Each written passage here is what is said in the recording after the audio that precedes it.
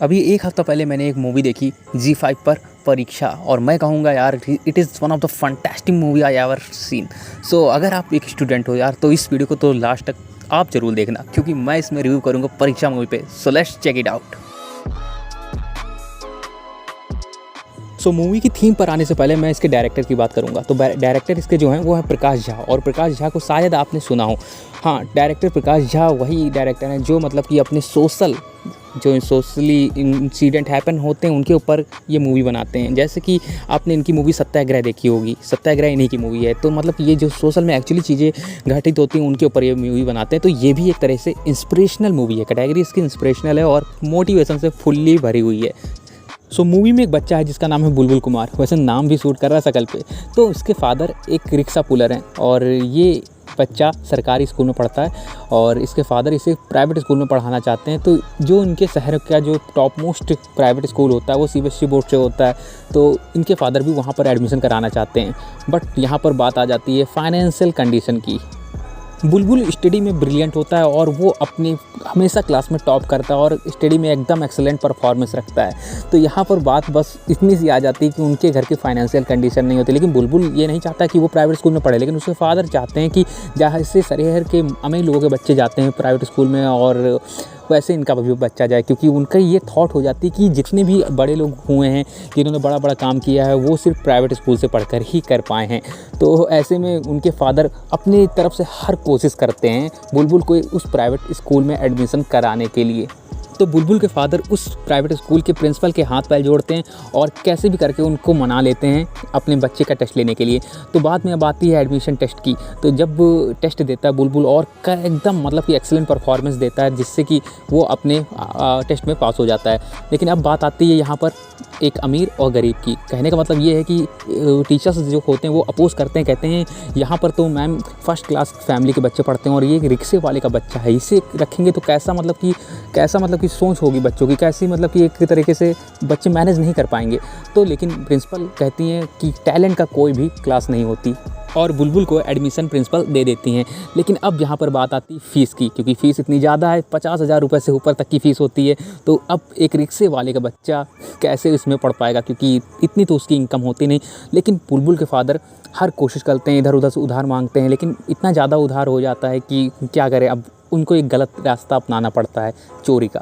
तो लेकिन चोरी वो करते हैं और लेकिन चोरी वो अपने अच्छे काम के लिए करते हैं, मतलब कि अपने बच्चे को पढ़ाने के लिए, लेकिन फिर भी चोरी होती है। तो यहाँ पर बात आती है जब वो चोरी करना शुरू कर देते हैं और वो एक बार पकड़ लिए जाते हैं वो जेल में डाल दिए जाते हैं। लेकिन वहाँ पर वो मुँह नहीं खोलते वो कौन है, कहाँ से आए हैं, उनका घर परिवार कहाँ है, ताकि बुलबुल को ये सब बातें ना पता चले। तो वहाँ पर उनको पुलिस पकड़ लेती है और कस्टडी में ले लेती है और कोर्ट के सामने पेश करती है। कोर्ट से वो कहती है इसने कुछ भी नहीं उगला सर, और इसकी कस्टडी मुझे 14 दिन की चाहिए। तो पुलिस वाले को कोर्ट दे देती है 14 दिन कस्टडी, ताकि वो आगे पूछताछ कर सकें और उसका घर पता लगा सकें।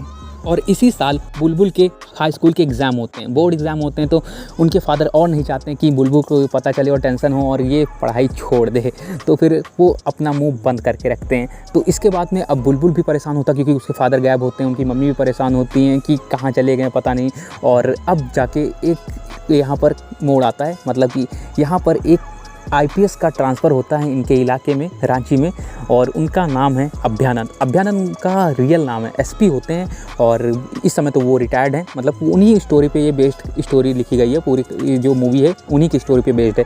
तो वो आईपीएस का ट्रांसफ़र होता है रांची में और जहाँ पे बुलबुल रहता है। तो जब उसके बारे में पता चलता है बुलबुल के फादर के बारे में कि ये एक ऐसा इंसान है जो मतलब कि चोरी किया है और मुँह नहीं खोल रहा है, कहाँ से है क्या पता, कुछ भी नहीं पता चलता उसके बारे में। तो जब एसपी साहब को ये बात पता चलती है तब वो कहते हैं चलिए बुलाइए बुलबुल के फादर को, मतलब कि उनको तो नाम नहीं पता होता ना, तो वो कहते हैं उनको बुलाइए। तो यार वो जब बुलाते हैं उनको और उनसे बात करते हैं तो उनसे पूछते हैं चलो डरो मत बताइए, और सबको बाहर कर देते हैं। तो उनसे पूछते हैं, तब वो अपना जाके मुंह खोलते हैं कि मैंने ऐसा क्यों किया, ये बताते हैं, अपने बच्चे के बारे में बताते हैं।